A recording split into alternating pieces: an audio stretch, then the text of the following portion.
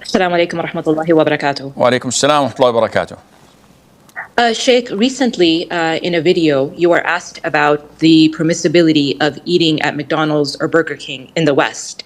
And this has caused a lot of controversy among the laymen, in which reputable da'is even have been put on the spot to try to refute this fatwa, in which they claim that they had actually seen in slaughterhouses how animals were being killed, in which they claimed that they saw with their own eyes that chickens were being killed with a nail gun, and that this is dead meat, and this meat goes to various fast food chains. Now, the question is, and many of the laymen in the comments sections, and there's people making videos of this, they're saying that America is not even a Christian country, as they've separated the state from church, and majority of America are atheists. What defines a Christian country? I mean, we don't even know the religion of the butcher or how the animal was slaughtered. Okay, so I got your question, inshallah, and I will answer it. But unfortunately, this may take a while. And unfortunately, people have the tendency to jump the gun. And this is not wise. And this is not logical. If you don't know, you should ask.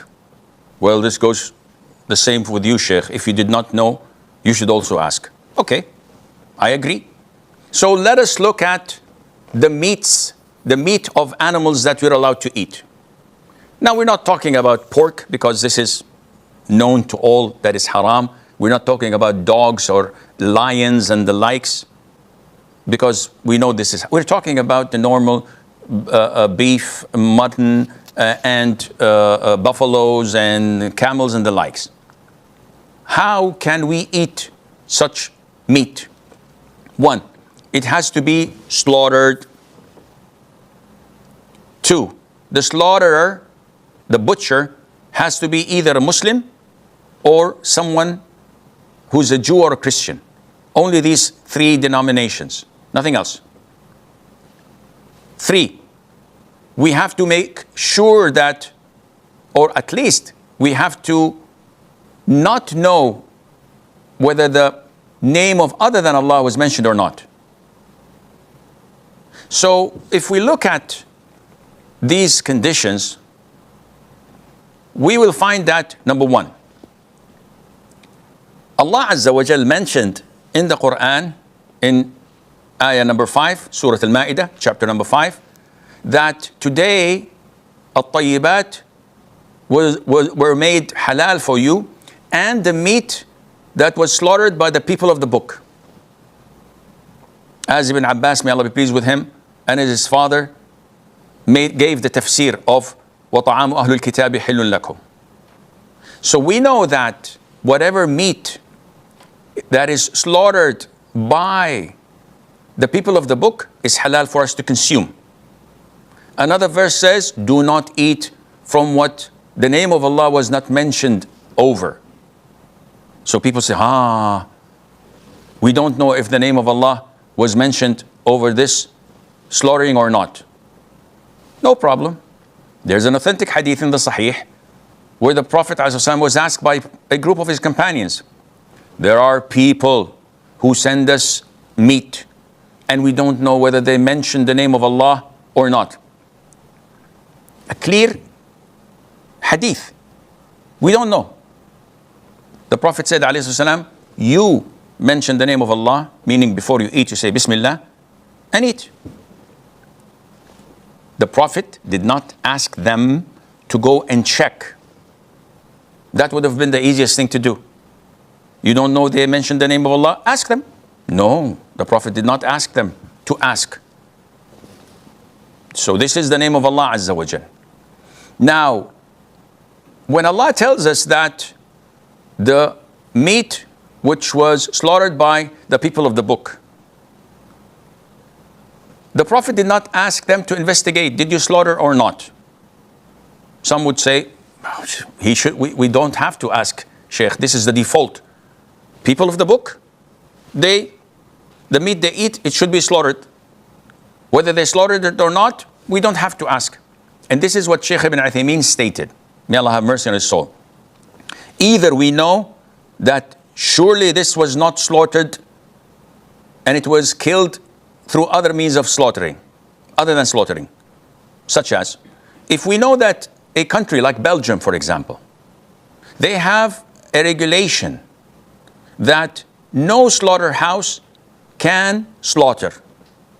They have to electrify until the animal is totally cold stone dead, or bang it on the head with a hammer until it's dead, not alive. And this is a regulation, a rule in the country. No one can defy it. In this case, eating meat there is haram, because we know. But if there isn't such a law, and some may do this, some may not, should I investigate? Sheikh Ibn Uthaymeen says, if you know for certain that this was not slaughtered, it's haram for you to eat. If you know for certain that it was slaughtered by a Muslim, a Jew, or a Christian, it is halal for you to eat. If, number 3, you don't know whether it was slaughtered or not, but the country you're in is predominantly a Christian country, then you eat without asking. Why? Don't I have to investigate? Shaykh Ibn Uthaymeen says no, because the Prophet did not order us ﷺ to investigate when the companions came and said, O Prophet of Allah, there are people, whether Muslims or people of the book, that bring us food and we don't know whether they mention the name of Allah on it or not. He said, you mention the name of Allah and eat. So now we come to problem number 1. Sheikh, there are slaughterhouses that hit the animal on the head before cutting it into pieces. And I've seen this with my own eyes. I'll say, okay, number 1, can you testify in front of Allah that all slaughterhouses in LA or in New York City do not slaughter, that they all kill the animal cold dead before cutting it and chopping it? Can you testify in front of Allah? He says, no, I went to 10 of them. How many left? Oh, maybe 1,000, Sheikh. So you cannot generalize, akhi. In Islam, we can't generalize by assumption. This is point number 1. Number 2, there are many slaughterhouses in the States and elsewhere where they would electrify the animal so that it would stun it, not kill it. It can be handled. It makes it drowsy, and they can slaughter it without a problem. This is halal. It's not dead. Yes, if it was electrified until it was dead totally, then slaughtered, this is haram. If it was hit on the head with a needle or with a hammer, and it was killed, then slaughtered, this is haram. I agree, but this is not the default.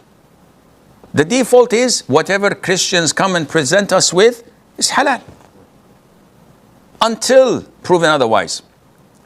Okay, Sheikh, one other doubt which the sister mentioned. These countries are not Christian. How do you say this, akhi? Because so many of them are atheists. Akhi, it's in the constitution that the president has to be Christian. Whether Catholic or Protestant doesn't make a difference. So this is what's mentioned in the constitution. And they are predominantly Christians. Yeah, but they say they're Christians, but they're not, Sheikh. I'm not supposed to give a placement test for each and every slaughterhouse, answer these questions to verify whether they're Christians or not. What are they? Christians. Ask anyone. The UK, the US, Europe, they're Christians. There are huge amounts of atheists, but that does not reverse the rule. Allah says it's permissible for you to eat the meat that was slaughtered by the people of the book. He didn't go and say, ask and make a survey whether they're Christians or not. Likewise, if I go to Pakistan, predominantly Muslims, there are non-Muslims, deviant groups, mushriks, without calling the sects and cults, grave worshippers, kafir. So, what about Turkey? A secular country, 10-15% Alawis, atheists, don't know the Quran, don't know even the direction of the Qibla. I can't eat in Turkey? Oh, no, Sheikh, it's a predominantly Muslim country. They're Muslims. Okay. How would I know that they're practicing Muslims or grave worshippers or non-Muslims? Again, the default is they're Christians. They're people of the book. And the beautiful thing is, verse 5, Surah 5, mentions two things. The meat slaughtered by the people of the book and the women of the people of the book. And in both, it says we are allowed to consume the meat slaughtered, and we're allowed to marry women from the Christianity and Jewish beliefs. Now, are you going to say the same thing when a man comes to you and says, Sheikh, I'm marrying an American woman, or a British, or a German? Would you say, no, they're not Christians? Or would you ask him to make a placement test? Or would you say, okay, yeah, they're Christians, it's okay. Touche, it's the same thing, same concept. Okay, Sheikh, but they did not mention the name of Allah. Scholars said that what was meant by the ayah is that you do not hear other than the name of Allah mentioned, in the name of Jesus, in the name of Buddha, in the name of this and that. Oh, now it becomes haram for sure. Because likewise, all meat slaughtered in Muslim countries, I do not go to slaughterhouses and say, let me hear you say the name of Allah, or I'm not going to eat the meat. I go to any restaurant in the Muslim world and I eat in there without saying, I didn't hear them say the name of Allah. Maybe the guy is a Muslim but he forgot, or he said in the name of Ali, or in the name of Al-Hussein. I don't know, so I'll refrain. You are making life difficult. After all of this, I don't know if I missed anything, but after all of this, if you don't want to eat, good for you. I have no problem. Akhi, I haven't been to the States for 40 years. And to tell you the truth, McDonald's is not meat. To me, it's plastics. But that doesn't mean I'm endorsing you to eat there. If you feel that, no, I'd rather be safe rather than sorry, there are so many halal outlets, good for you. Eat there. But don't look down at people who follow scholars. And I'm telling you, I don't shoot from the hip. This is the fatwa of Sheikh bin Baz and Ibn Uthaymeen. And they said that you go and eat in these countries without asking. This is the Islamic verdict according to the Quran and to the Sunnah. The Prophet himself ﷺ was invited by a Jew woman, and she prepared a ram for him and he ate without asking her about their income or about whether it was killed by another a blow from another ram, or it fell from a mountain, or it drowned. The Prophet just said Bismillah and ate. One would say, oh, because the Jews are known to eat kosher meat and they have to have rituals, etc. Actually, this is what you say. What about the Jews who are not practicing Jews? Would you eat? Said, most likely it's kosher. Most likely. We don't act like this. We have defaults. Islam is a religion of ease and simplicity. Now, you want to eat halal food, good for you. I'm not telling you, no, you have to go to KFC or to Burger King. No. Keep on going and eating halal. But if you see me or someone else following the fatwa of scholars and following the thought process that I've just explained to you in black and white, it's so easy. You don't look down at them and say, oh, your dua is not going to be answered because you're eating non-zabiha and halal, and it's, with all due respect, I don't buy this, but again, this is my stance and my point of view according to the scholars. My scholars show me what and who you're following according to the teaching of the Quran and the Sunnah, according to the default. Otherwise, remember Turkey and Pakistan, remember those who are grave worshippers, remember marrying Christian women in these countries, whether you're going to deal with it in the same fashion. And if you deal with it in the same fashion, we have a big problem. Not of takfir, the people of the book, but this would be cascaded upon the Muslims. You will not consider me Muslim until you give me a placement test. Let me check Sheikh Asim's aqidah and this and that. And that's Houston, we do have a problem, and Allah knows best.